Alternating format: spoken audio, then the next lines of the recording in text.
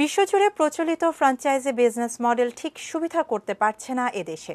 বিশ্লেষকদের মতে কখনো অতি মুনাফার লোভ, আবার কখনো টিকে থাকার চেষ্টায় পণ্যের মান নিয়ে আপোষ করছে ফ্র্যাঞ্চাইজিগুলো। মফিদুল তপুর রিপোর্ট।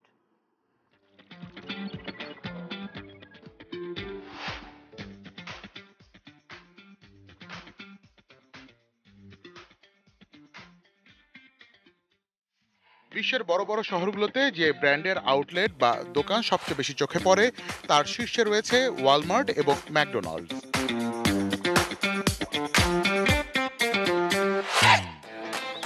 নানা দেশে এসব প্রতিষ্ঠানের যে শত শত শাখা রয়েছে তার সবগুলোই কিন্তু নিজস্ব নয়, কিন্তু তারপরও প্রতিটি আউটলেটে পণ্য ও সেবার মান এবং দাম বিশ্বজুড়ে এক। আর এই কঠিন কাজটি সম্ভব হয়েছে ফ্র্যাঞ্চাইজি বিজনেস মডেলের কারণে। নির্দিষ্ট পরিমাণ অর্থ এবং বিভিন্ন শর্ত মেনে দেশি বিদেশি নামি দামি ব্র্যান্ডের আউটলেট খোলাই হলো ফ্র্যাঞ্চাইজি বিজনেসের মূল লক্ষ্য। বাংলাদেশে ব্যবসা করছে এমন কয়েকটি বিদেশি ব্র্যান্ডের ফ্র্যাঞ্চাইজির বিরুদ্ধে গত কয়েক বছরে উঠেছে নিম্নমানের পণ্য বিক্রির অভিযোগ। একই পথ অনুসরণ করছে দেশীয় কয়েকটি প্রতিষ্ঠানও। নানা সময়ে এসব প্রতিষ্ঠানকে জরিমানা করেছে ভ্রাম্যমাণ আদালত। এর সর্বশেষ উদাহরণ দেশীয় ফ্র্যাঞ্চাইজি প্রতিষ্ঠান লাজ ফার্মার কাকরাইল ও উত্তরা শাখা। লাজ ফার্মার মতো একটা ফার্মেসি থেকে যখন মেয়াদ উত্তীর্ণ ওষুধ ক্রেতার কাছে যাবে, এটা কিন্তু খুবই দুঃখজনক একটি ঘটনা। অনুমোদনবিহীন ওষুধ আনছে, মেয়াদ উত্তীর্ণ ওষুধ রাখছে আর বিক্রি নিষিদ্ধ ওষুধ রাখছে। এই জন্য ওনার বিরুদ্ধে আমরা রাগ অ্যাক্ট 1940, 18 এবং 27 ধারায় মামলা করছি। নকল, ভেজাল আর আনরেজিস্টার্ড কিন্তু এক জিনিস না। একটা প্রোডাক্ট নকল এবং ভেজাল হইতে পারে, মিস ব্র্যান্ডেড হইতে পারে, কিন্তু আর আনরেজিস্টার্ড সম্পূর্ণ আলাদা জিনিস।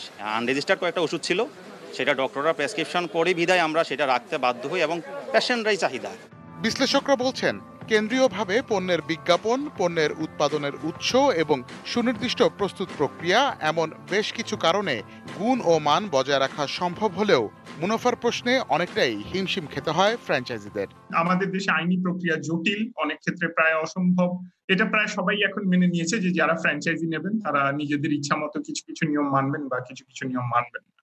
এটা দেশি ফ্র্যাঞ্চাইজি গুলোর জন্য প্রায় সব ক্ষেত্রেই সত্য। আমাদের দেশে বড় মধ্যবিত্ত শ্রেণী যারা সচ্ছল এবং এই ধরনের ফ্র্যাঞ্চাইজি ব্র্যান্ডের পণ্য কিনবে, তাদের সংখ্যাটা খুব বেশি হয়নি। ফলে একটা লিমিটেড গোষ্ঠীর উপর নির্ভর করে আমাদের ফ্র্যাঞ্চাইজি গুলোকে, বিশেষ করে যারা মানসম্মত খাবার দিতে চান, সেই ফ্র্যাঞ্চাইজি গুলোকে কাজ করতে হচ্ছে।